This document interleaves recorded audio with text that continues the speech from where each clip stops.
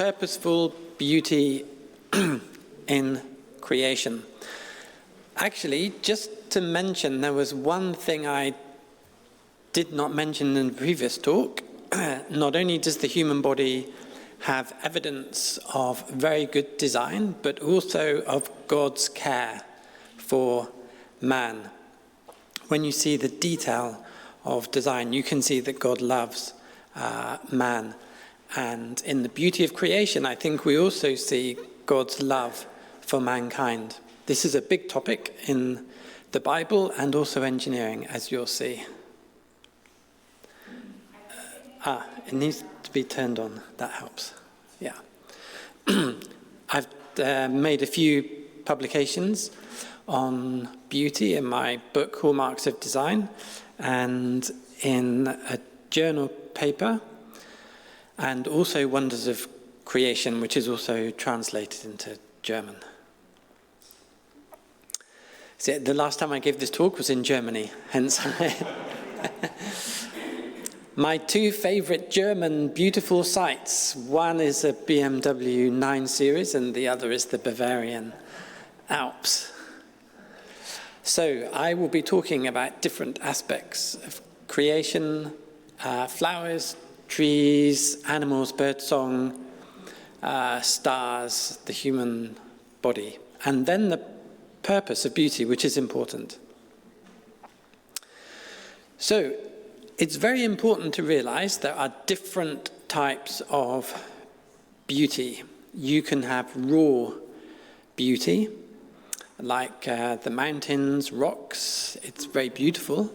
But you can have what engineers call added beauty. This is a different kind of beauty, a specified beauty, like flowers. So there are different kinds of beauty. And in fact, there's a third kind of beauty. There's a functional beauty, like the beauty of a bird, the aerodynamic shape. So different types of beauty, but in this talk, I will focus on added beauty, because it's the added beauty which is a particular evidence of design. All beauty points to God, but especially added beauty. So if this is a cathedral in England, near Bristol, the west of England, and I know you have beautiful cathedrals in Brussels and in Belgium. When you look at a cathedral, you know it has a designer, because there's no reason for the special architecture, the embellishment, except that an intelligent designer put those features in that architecture. So, for example, the columns, the embellishments, the beautiful columns, they don't make the columns stronger. They just make them look more beautiful. So this must be a designer, an intelligent designer. But we see exactly the same in the natural world. You see features in flowers and birds just like this. This doesn't make the animal stronger or faster, but it's there for beauty, the beauty's sake. So added beauty is like beauty for the sake of beauty. And so it's an encouragement to Christians. The Bible says God has made all things beautiful in its time. At the beginning of creation, God made everything beautiful. We have a degradation of beauty because of the sin and the curse on creation, but we still have a lot of beauty. I can see beautiful autumn colours outside the window. There, God has put beauty in creation. This person here was a senior evolutionist, and he said to him, beauty was the biggest problem to evolution, the biggest problem. And I think I agree with him. Beauty is an enormous problem. I will explain why. Of course, students are not told that quotation. They're not allowed to read that. Darwin himself, Charles Darwin, he knew beauty was a problem. he called it an abominable mystery. I don't know if you can translate ableubliche or abominable. It was a huge mystery. He didn't like it. Darwin did not like beauty. So it's a big problem to atheism. So I start with flowers. Here you can see a famous quotation from the Lord Jesus, quoting how God made the flowers. In fact, when you read the other verses, it says God clothed the flowers of the field. What that means, God did it deliberately. God clothed the flowers. He made the flowers deliberately beautiful. It's not what they just happen to be beautiful. God did it with his desire for them to be beautiful. It's easy to forget that. So why are flowers a challenge to evolution? Flowers are over-designed. They are more beautiful than they need to be to attract insects. More colourful, better smelling, better patterns. Also, the fossil record, there's no fossil record of gradual development of flowers. And very complex mechanisms to produce colour. So a big challenge. So we think of flowers, well, they just have a colour, but the colour-producing molecules are very, very complicated. It's complicated engineering, and we get a whole range of very bright colours in flowers. I'm sure you get buttercups in Holland. Now, some people think these are simple flowers, almost like a weed, but there's a scientific paper at the bottom. Engineers are in awe of the buttercup. Engineers would love to copy the buttercup because it has two thin films and it reflects light. It can produce a glossy glow. If you put a buttercup near your cheek, your cheek goes yellow. And engineers would love to copy that. It's like a miracle of design. So what we think is a simple flower or a weed, to engineers, it's just a marvel of engineering that they would like to copy. A special reflecting surface for reflecting light to make a gloss. And flowers have many beautiful features, very, very soft petals, very bright colours, and the smells come from very complicated volatile organic compounds, very complicated compounds. And flowers have over 100 different smells that they combine. So every flower has a unique smell, and the smells are so fine. Perfume companies make a lot of money using the scent of flowers in perfume. It's far more beauty than is required to attract an insect. An insect could easily be attracted by simple cues, and there's no answer to this apart from God designing the flowers. So I have some advice, especially to young men here. If you are giving flowers to a young lady, then you must not give synthetic flowers. Because if you feel the petal of a synthetic flower, it's really rough compared to another flower, and the colours are not very good either. So if you want a good reaction, you have to give real flowers to a young lady. But making the point, engineers cannot copy a flower. It's too complicated. Then we come to trees and another Bible verse from Genesis chapter 2. Could I have a top-up of hot water? Thank you. Just hot water in there. Yeah.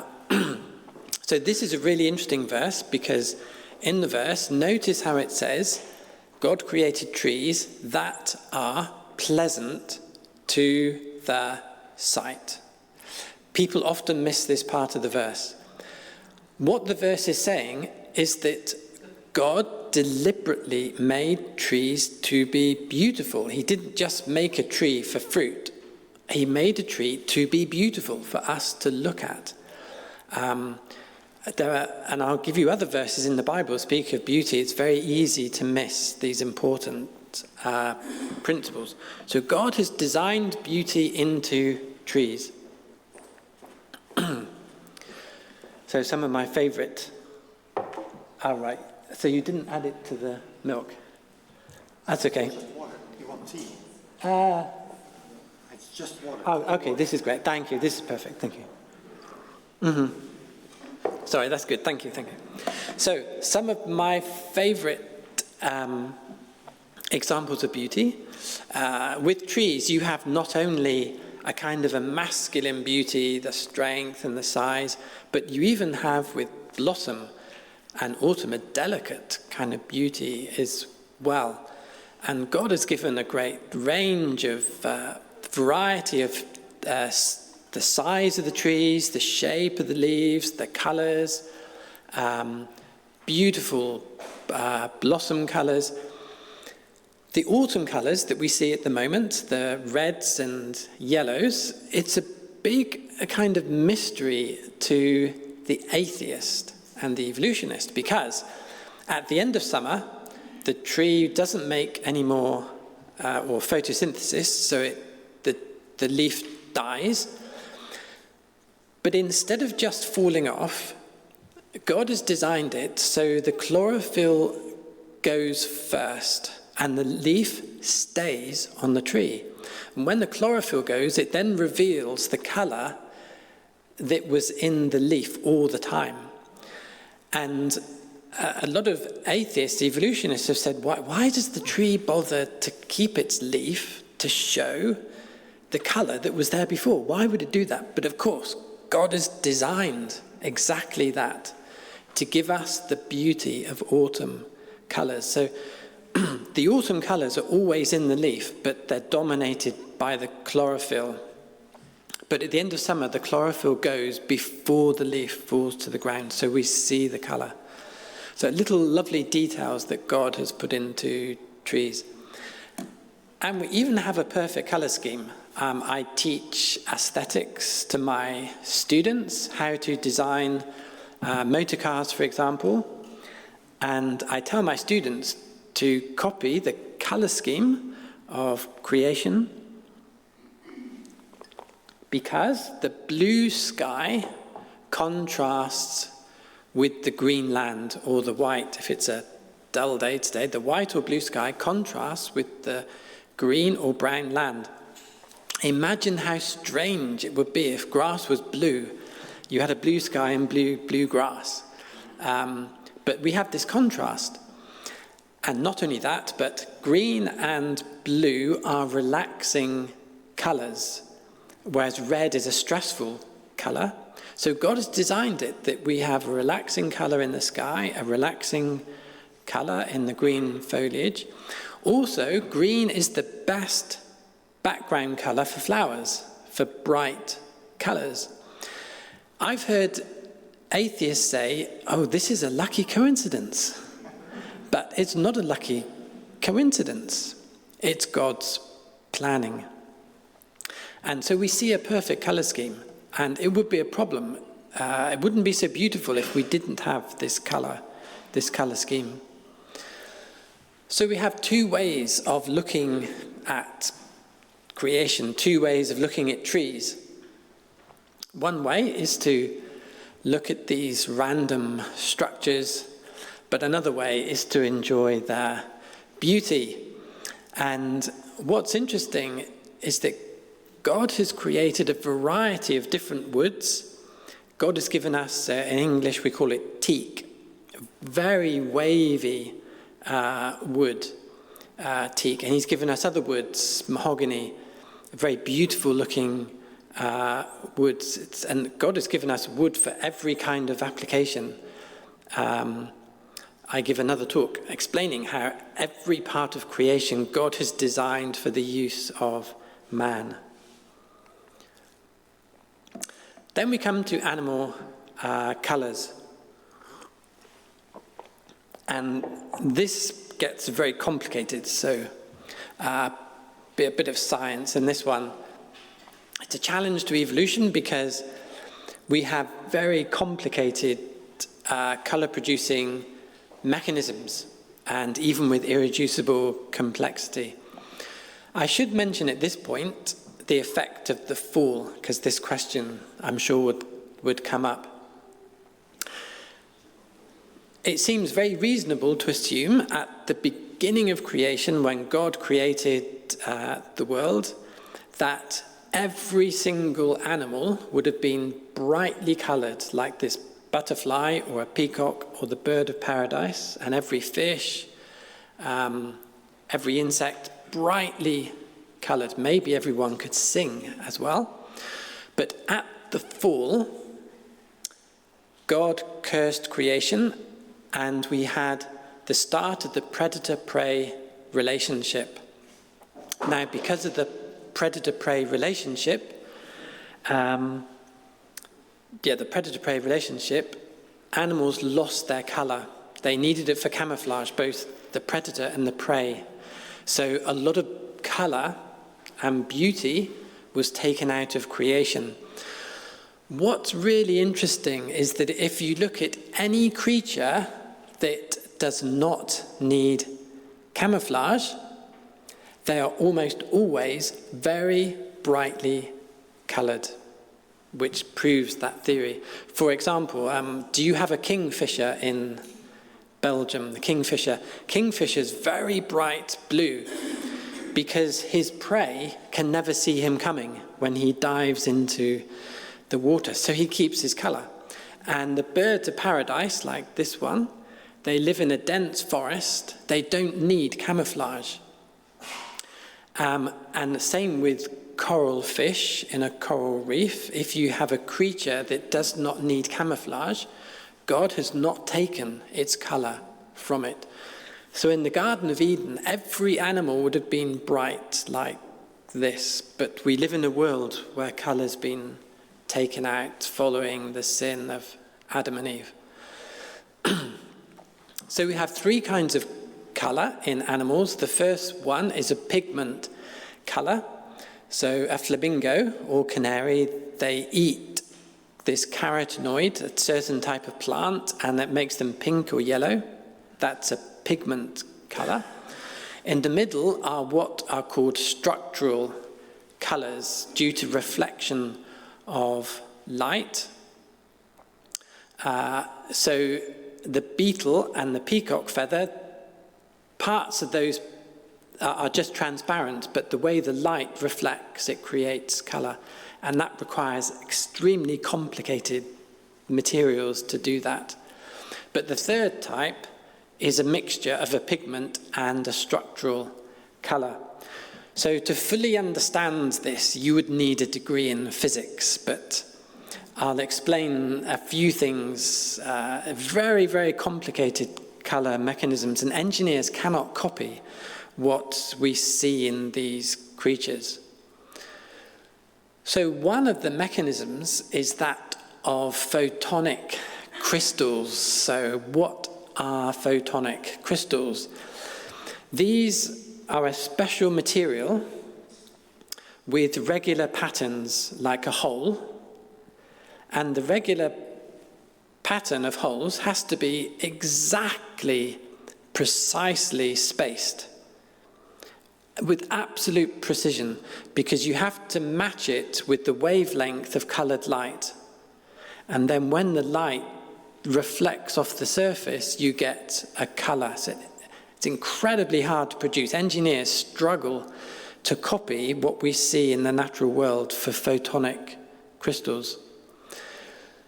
So the butterfly, above the butterfly is a microscopic photograph of the surface of the butterfly, and the same for the beetle and the same for the peacock. And it's showing the microscopic features that reflect the light. So these are examples of photonic crystals. And, when I look at a butterfly, it's so tiny, and it just has a short life. It's just a tiny insect. Engineers cannot make a butterfly. They cannot make the colors. They cannot copy the accuracy of that photonic crystal on that butterfly. And a butterfly doesn't even need the color. It doesn't need a beautiful pattern to survive. God has just painted it for his glory, for his pleasure, for us to enjoy. The butterfly does not need that color or pattern, and yet the color is more precise than engineers can produce. Why does a beetle need to be colored beautifully, or the peacock? So a peacock feather, it has lots of features, it has these mathematical patterns, and remember, this is a digital pattern made of many, many individual plates. And notice how the barbs of the feather, they go through the pattern. They actually go through the pattern.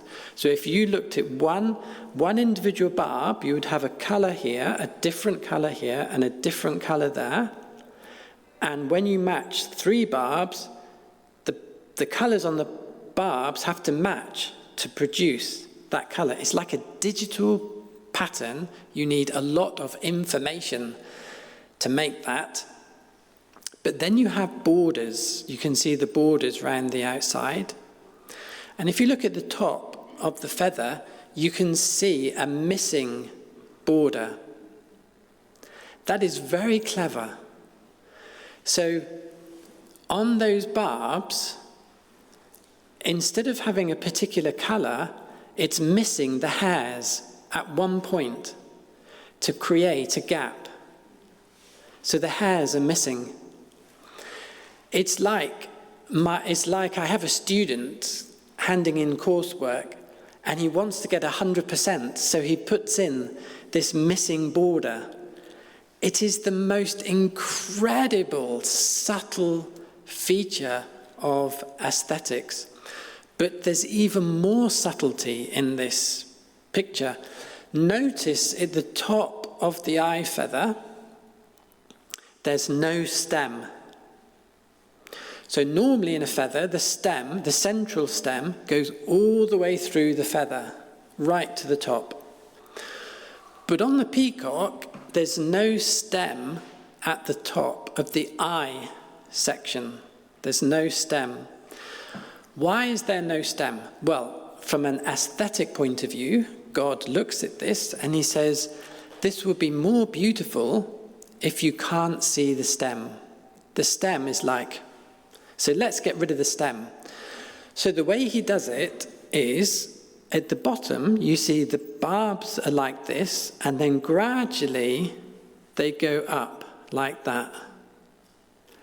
And because they gradually come up like that, you don't need the stem at the top. And even at the bottom, it's made very, very thin, really thin, so that you don't see it. How did God make the stem so thin at the bottom? Because it's very deep. It's like a structure like this. It's very thin from the front, but it comes deep. And on top of that, as well as that, he paints the stem brown, because the stem is normally white. On other feathers, the stem is white, but God paints it brown. He makes it thin. He gets rid of it at the top. He then puts the border in, and I could keep going on. It has the most incredible, subtle features of beauty, and this is why that academic said this is the biggest problem for evolution. How do you explain that? Why? Why did it have that? Why should it have this beauty that requires all this information to produce?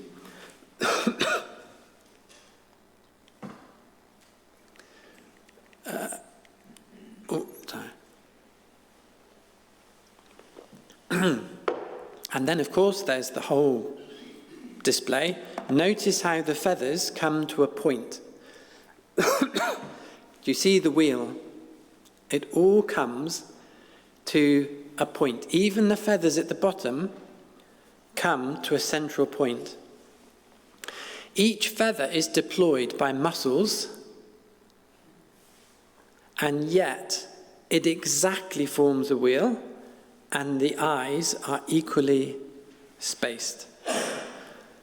It's just unbelievable. So it's a challenge to evolution. According to evolution, so, okay, what is the theory? The theory is the female sees this beautiful male, and she says, he's beautiful, therefore he's healthy, therefore my offspring will be healthy with him. Well, problem number one, how does she know what is beauty and not beauty? Birds don't understand beauty the way we do. Secondly, why should beauty equal health? Why beauty equals health? And thirdly, how does she understand the genetics that if she mates with this one, his genes will go in her and be affected? She hasn't got a degree in genetics. So there's a lot of problems with this theory. And I mentioned earlier, this year they discovered laser beams in peacock feathers, which the people who discovered that could not believe what they were seeing.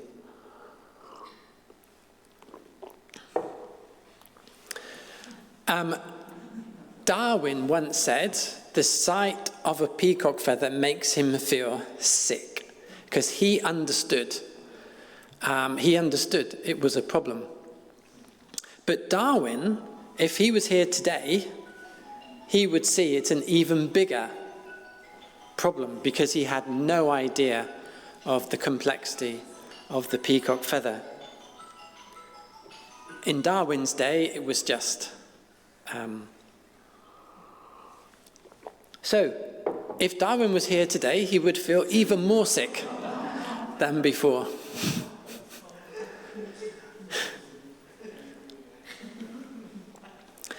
So then we come to birdsong. I think birdsong is one of the strongest evidences for design. Did you know that birds memorize songs? If you listen to your local blackbird or robin, if you listen to the same bird the next day, every now and again you'll think, that's the same song, and they repeat it exactly as before. Songbirds don't sing random notes, they're singing memorized songs. Many birds have perfect pitch. So if you listen on a Monday and a Tuesday and a Wednesday, they sing the same song in the same key. If it's D major on a Monday, it'll be D major on a Tuesday. Some birds inherit their songs. They will sing, if they never meet their parents, they sing the identical song to their parents. It's written in their DNA. Some songbirds will transpose from a major key to a minor key and back to a major key. And some songbirds, particularly the nightingale, have a big repertoire of songs, maybe up to 300 different songs. So it has astonished musicologists. If you were to show the top line to a top musician, they would say that looks like J.S. Bach, because there are two phrases that are related by one note, that's called anticipation. It finishes with a major third, that's what we call finality. It has a key signature, a time signature. You can't randomly play something which has a time signature, a key signature. And it starts on a key note, and there are lots of other features. So the first piece, that's J.S. Bach. If you then ask this musicologist who wrote the second line, they will say, well, that's also J.S. Bach, because it has all the same features. If you then say, well, actually, it's a blackbird, that will probably confuse them, because a blackbird has not got a degree in music. But to appreciate the music of a blackbird, you would need a degree in music to appreciate the musicality of that bird. Because that blackbird has composed a song, and it has a key signature. It has a time signature. It has two phrases. The phrases are linked in the way that musicians are taught.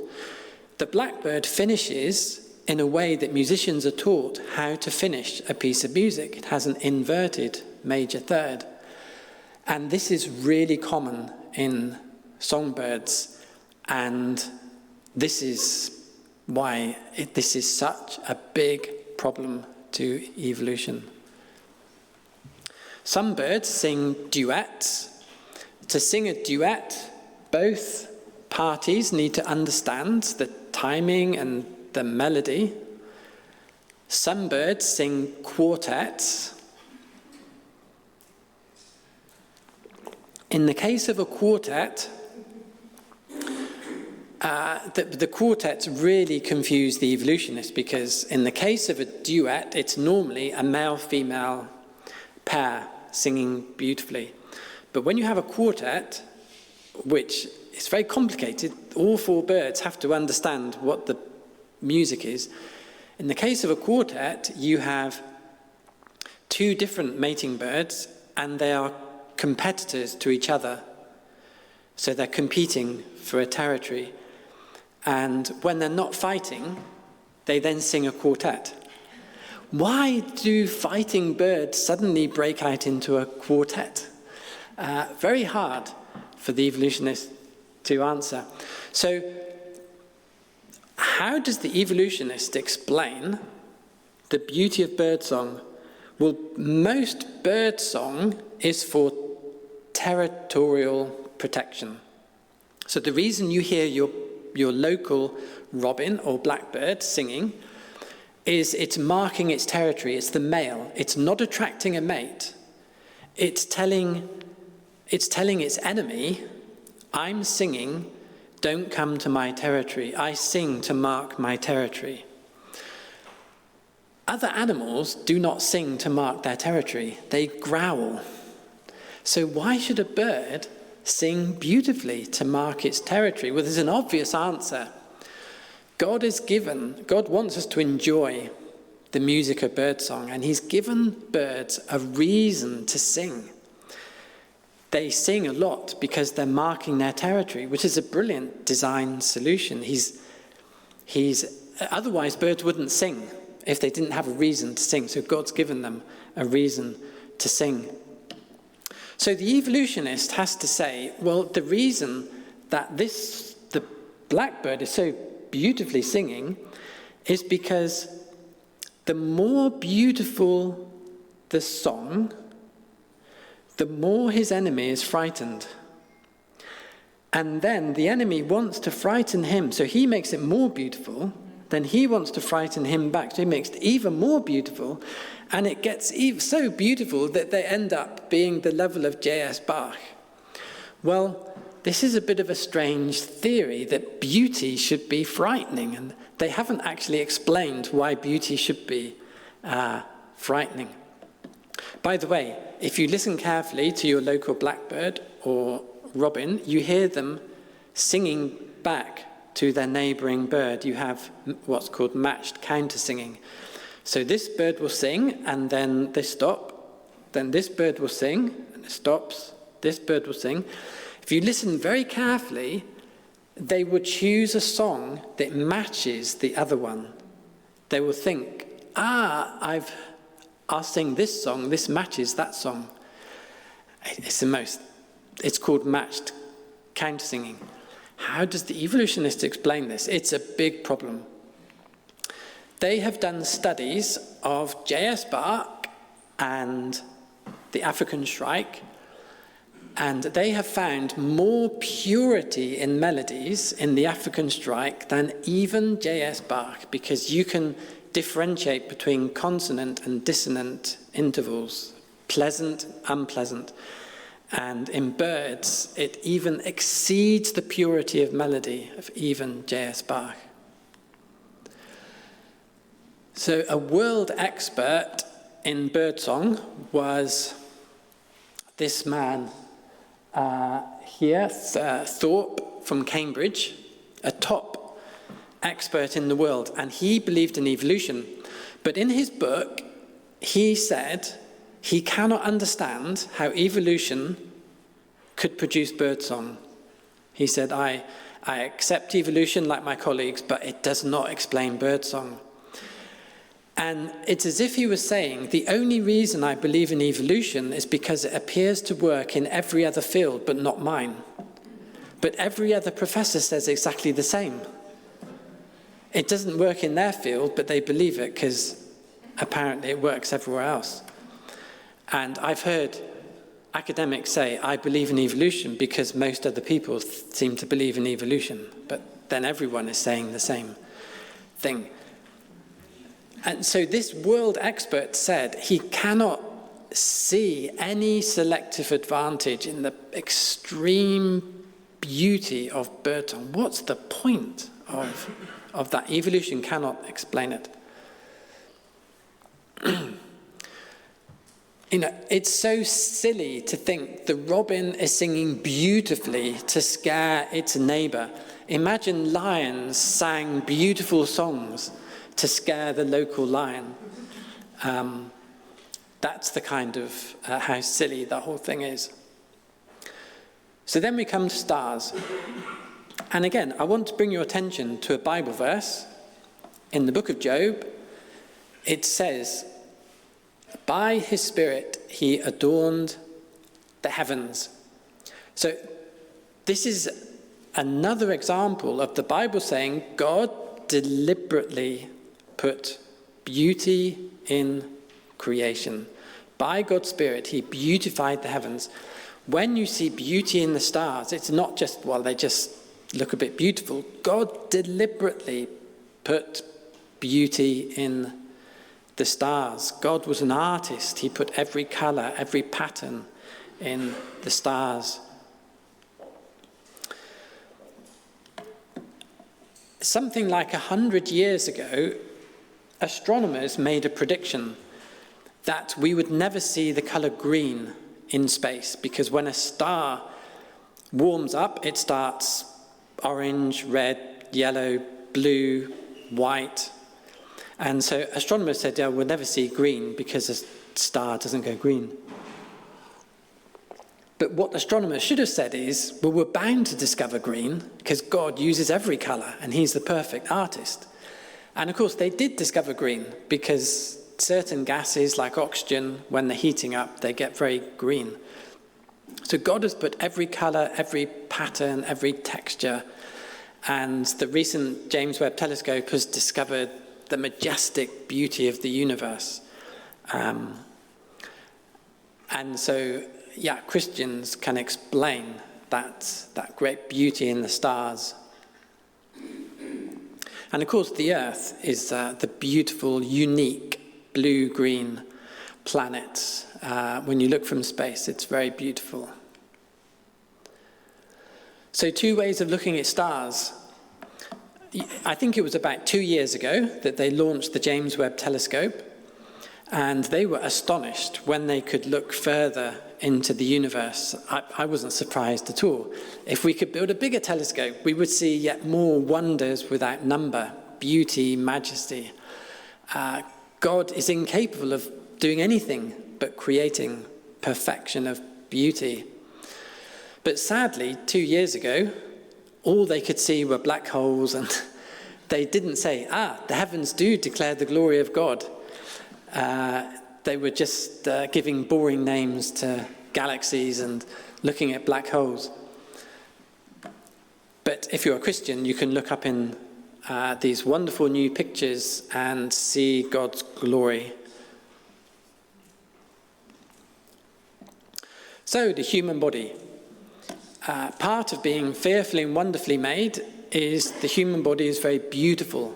Of course, every creature is beautiful in its own way, but there is, I think, a unique beauty about the human being. It's a very famous picture, Vitruvian Man. I'm sure you've seen this, but you probably don't know some of the details behind this picture. Notice how Vitruvian Man is in a square. It's not a rectangle, it's a square. And notice how the distance from fingertip to fingertip is identical to the height. So humans, with apes, this does not happen. But with humans, if you're an adult, it's different if you're a child. If you're an adult, this will be exactly your height from fingertip to fingertip. So you fit inside a square, not a rectangle, which is very beautiful. And your legs are half the size of your body. And if you do a star jump, you then fit inside a circle with the belly button being right at the center of that circle. So behind Vitruvian Man, there are some important proportions. There are other proportions as well. But also with humans, we have a beautiful face, fine features, fine hair that you don't see in other creatures. So there's something particularly beautiful about the human form. Earlier this year, I was giving this talk in a high school in Germany to 100 high school students who were very skeptical. I had some good questions, some good conversations, but one of the questions was, yeah, but you could find aliens who were more beautiful than humans, and I said I didn't believe in aliens. The Bible doesn't say there are aliens. But then I said to them, have you ever seen an alien film with any kind of improvement on the human face? And of course, the answer is every attempt that people have made to make a different or better face or body, you cannot improve on what God has created. But here's an important part of the talk. What is the purpose of beauty? So one of them is to reveal God's glory. The beauty of creation, the beauty of the stars reveals the glory of God, his wisdom, his power. But God has given all things richly to enjoy, and he's also designed us richly to enjoy all things. Humans have a unique brain to appreciate beauty. There are even parts of the human brain that do nothing but appreciate visual beauty or audible beauty. We are designed to appreciate beauty. God deliberately put that feature in our bodies. It shows his care and love for us, that he wants us to enjoy beauty. It also gives us a glimpse of heaven. This links with my first talk. My first talk, I spoke of perfection in creation. Well, in the Psalms, in particular Psalm 48 and Psalm 50, notice how it says, out of Zion, the perfection of beauty. Heaven is not just beautiful, it's the perfection of beauty. It's the definition of beauty. It's perfectly beautiful. So earlier I spoke about ultimate engineering. In heaven we have ultimate beauty. And so beauty on earth gives us that glimpse of something to look forward to, beauty of heaven. Beauty, physical beauty, spiritual beauty, the beauty of God, and believers will be perfected in beauty. So beauty is a big topic. Beauty in the Christian life, the Bible speaks of an inner beauty, that's the right attitude, a loving attitude, a forgiving attitude, that quiet inner beauty. So beauty is not just a physical thing, it's an important spiritual concept. The Bible also speaks of the beauty of the Lord.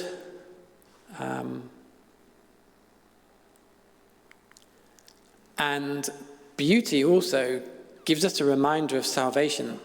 I don't know how this translates in Dutch, but in Psalm 149, we read in English that God beautifies the humble with salvation. Salvation is a beautiful process. We're clothed in the righteousness of Christ. We're beautified. So it's a very beautiful picture of salvation. In fact, if you've ever wondered why, is it just a coincidence that pearls are produced in shells? Do you know how a pearl is produced? A bit of dirt gets into a mollusk, just a bit of dirt, and the mollusk clothes that dirt with many coatings of nacre, and you end up with a beautiful pearl. So what starts with dirt ends up a pearl. I think God may have designed that to give us a picture of salvation. That God takes a sinner and then clothes them with the righteousness of Christ and produces a perfect, beautiful pearl. God may have done that just to give us that picture. Here is a quotation from Charles Darwin, and in this quotation, he says that during his life, he lost his taste for beauty. He no longer enjoyed beauty. That's what atheism does. There's a hymn writer in English. This is a hymn from an English hymn, and it talks about how a Christian, his appreciation of beauty grows in his Christian life. He appreciates the beauty of creation. And so beauty is a big topic and important. So I hope you found that encouraging. The book downstairs that has chapters on beauty, on birdsong and bird feathers. I think beauty is an important topic for the Christian. Thank you.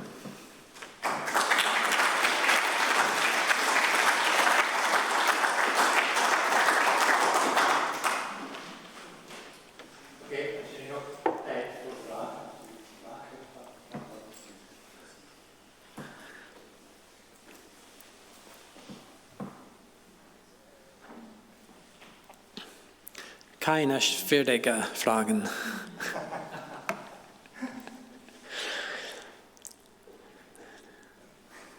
Good. Good.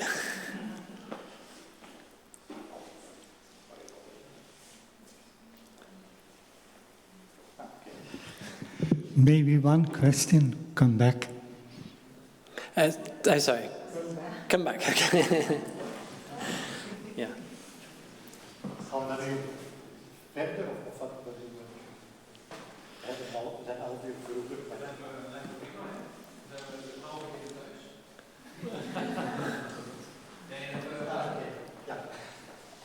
So in school we learned that chlorophyll, the tree takes it up so that it retains it for the next spring in order to become green again. But I mean, it doesn't explain how, God could have done it another way as well, probably. But how would you, because you said the chlorophyll comes first. Yeah. Okay, I'll re-clarify the point about the leaves. It makes sense that trees would shed their leaves because it saves energy. And in the winter, the leaves are not useful, so it sheds them. Of course, the leaves degrade, and then the goodness comes back, and the tree grows the leaves again. But what confuses the secular biologists today is that the leaves don't just drop. they stay on for several weeks, 3 or 4 weeks, longer than they need to. The chlorophyll is gone, but the leaves stay. And because they stay, you then see the colour underneath the green, which is the beautiful autumn colours. And there have been articles and discussions, why does the tree bother to leave for these extra so it's just those few weeks. Why should it just stay on the tree? And then we enjoy their colours. But why would it do that? And it really confuses because there's no purpose for it would save energy if it dropped the leaves straight away. Mm-hmm. But so just to clarify that. Yes, that thank point. you very much. Perhaps it was in your first lecture that you commented on predators. Like I cannot but see design in the way a lion is shaped to devour, and an antelope seems to be designed to escape. But at the same time, I do not see explicitly in the Bible that God did that. Could you help me out? Okay, I'll start answering and then you can tell me if it's... No, but the consequences of the fall, well, first of all, sin had a huge impact on creation. So when Adam and Eve sinned, rebelled, then God cursed creation. He had to do that because having made that the warning, he had to carry that out. His judgments are perfect. His creation is perfect. His judgments are perfect. So God had to curse creation. We had thorns and thistles. They weren't there in the Garden of Eden, but they're here today. And in came the predator-prey relationship. So in the original creation, there was no lions killing. There were lions, but not killing.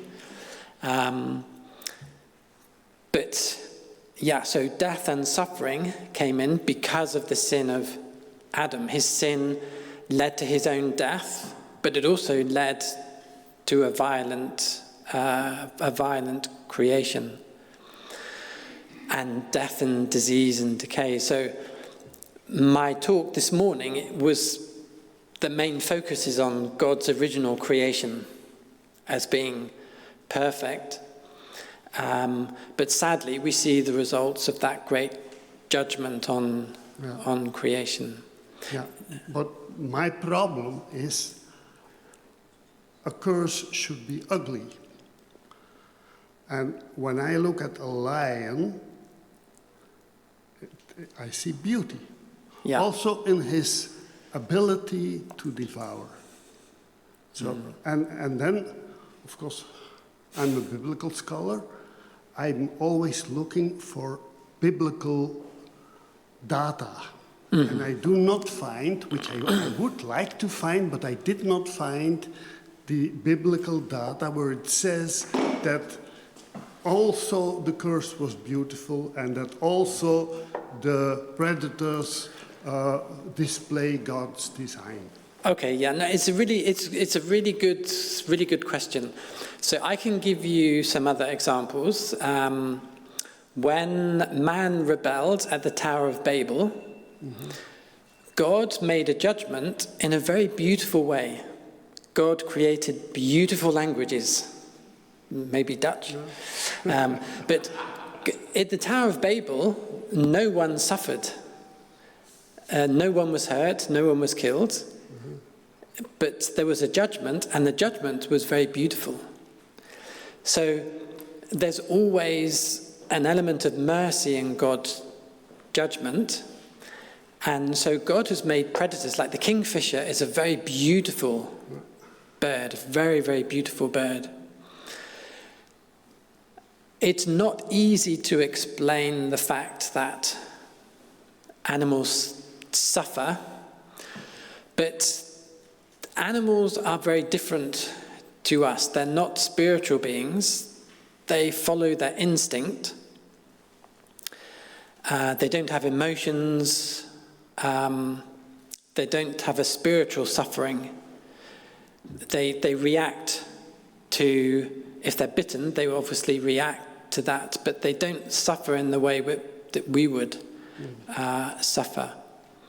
And in most cases in creation, animals don't kill for the sake of killing. They kill for a reason to eat, whereas humans will cause suffering for emotional reasons, not for any kind of proper reason.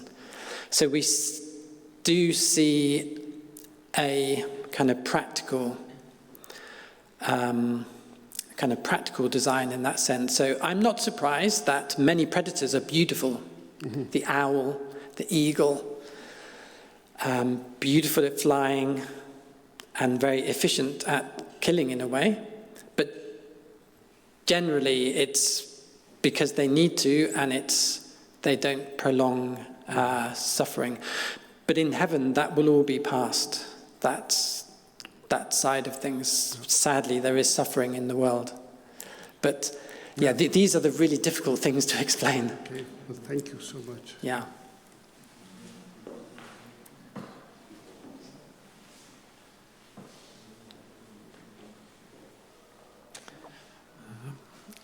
I'm curious how you view the fact of our globalization. So God has made different areas of the world colorful and with their own distinct beauties, whether that would be within human variations, distinctions, or animal or nature. This is all mixing a bit more from the human point of view because of travel, etc. Animal-wise as well, we start to see some species coming over here which are not indigenous but I'm curious, what is your view on that? Are we destroying God's design beauty? Like he's got a painter's palette, we've got all these nice colorful colors, and you mix it all together and what do you get? It's just one big blur of the same. No, this is a really interesting, beauty raises quite subtle, profound questions. So yeah, I think there's some good questions in there. The first point I would make, God loves variety. So a lot of variety around the world in the different climates. God loves variety, people, not just the way we look, but our skills. He's given us a variety of skills. In the book of Genesis, chapter 4, God blessed one family with the musical skill, another family with artistic skill, farming skills. God loves variety. He gives everyone a different gift. I think it gives God pleasure to watch us doing our own cultivation. So we can cultivate flowers that are a bit different to the one God's originally designed. And we are made in God's image, so he wants us to cultivate beautiful things in creation. So we also have a part to play in adding beauty to creation. But going back to an earlier point, if society has a Christian worldview, that has a big effect on beauty. You go back a few hundred years to the time of J.S. Bach and Christian painters. We had beautiful art, beautiful music, beautiful architecture. And when society moves away from a Christian worldview, we see ugliness come in to music, to architecture, to education. So this has a huge impact on society, a Christian worldview. So this is related to your question about beauty. We can have a big impact on the beauty of the world, including creation. If you do too much intensive farming, you can, if profits are the most important thing, even farming can become not beautiful. So yeah, beauty affects a lot of things, and the Christian worldview has a huge effect on society. Yeah.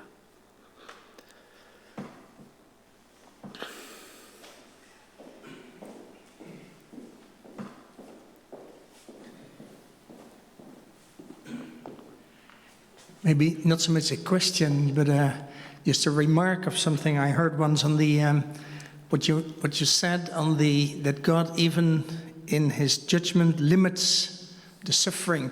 I once was with a school class at a show with birds of prey, and then you had the trainer, and he would stand over there and then call the big bird to come to him, and he would put on his arm, and then the bird would come and fly.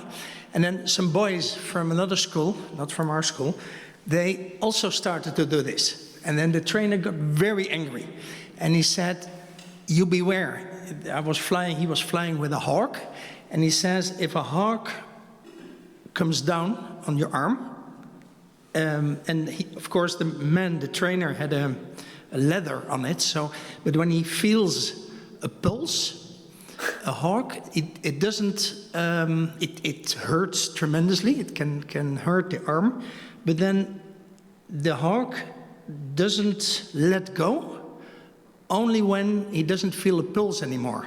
So he waits until the prey is dead. Yeah. And the man said, if you would do that, you get hurt terribly, but I have to break his legs to let you go, or kill the young boy, but that's not an option. Yeah. So that's... Yeah, so the hawk is designed to kill, not to make suffer. Yeah. Yeah. And he only stops when there's no pulse anymore. Yeah, thank you for sharing that. I think this is a very good point. Yeah. And yeah.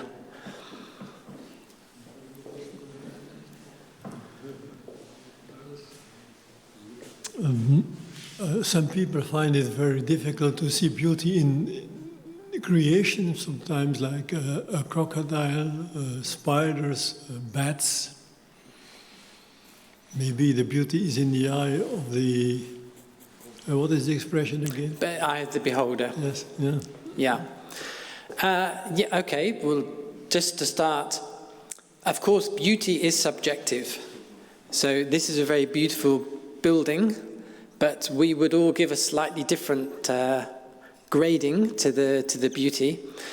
But beauty is also objective. It's subjective and objective. I teach aesthetics at my university, and I warn my students that if they go for an interview with Mercedes, if they tell Mercedes they don't believe beauty is objective, then they don't get a job. That's the end of the story. Because Mercedes and Ferrari, they know that beauty sells. Beauty is real. It's objective as well as subjective. So that's one point to make. But the reality is that in this world in which we live, there is a degrading of beauty. There is some sin is ugly. Murder is ugly. There are lots of, sadly, in modern society, there's a lot of ugliness in what people are told is okay and how people behave. And yeah, sometimes when we see violence in creation, it's not beautiful, but God has left a clear remnant of beauty. Every spring we see the flowers coming up, we hear the bird song, and so sometimes we have to put our focus on what is beautiful.